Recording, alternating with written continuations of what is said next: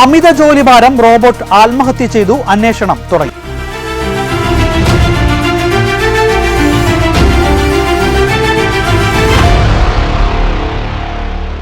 ജോലിഭാരവും മാനസിക സമ്മർദ്ദവും മൂലം റോബോട്ട് ആത്മഹത്യ ചെയ്തു. ദക്ഷിണ കൊറിയയിലാണ് സംഭവം.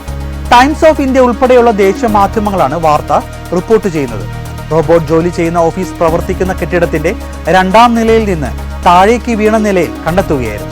ദക്ഷിണ കൊറിയയിലെ ഗുമി സിറ്റി കൗൺസിലിൽ അഡ്മിനിസ്ട്രേഷൻ ഓഫീസറായി ജോലി ചെയ്യുകയായിരുന്ന റോബോട്ടാണ് ആത്മഹത്യ ചെയ്തു എന്ന തരത്തിൽ വാർത്ത വരുന്നത്. കഴിഞ്ഞ വ്യാഴാഴ്ച വൈകുന്നേരം 4 മണിയോടെയാണ് സംഭവം.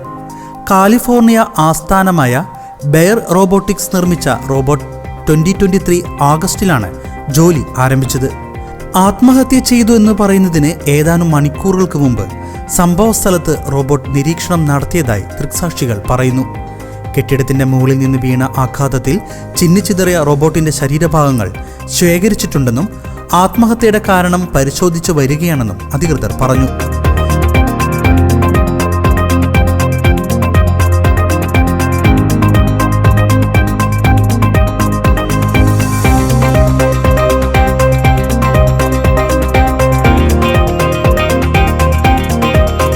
സിറ്റി കൗൺസിലിൽ ഡോക്യുമെന്ററി ഡെലിവറി, സിറ്റി പ്രൊമോഷൻ, പ്രാദേശിക നിവാസികൾക്ക് വിവരങ്ങൾ നൽകൽ തുടങ്ങിയ പ്രവർത്തനങ്ങൾ ഊർജ്ജസ്വലതയോടെ റോബോട്ട് ചെയ്യാറുണ്ടായിരുന്നതായും റോബോട്ടിന് അമിത ജോലിഭാരം ഉണ്ടായിരുന്നതായും അധികൃതർ പറഞ്ഞു.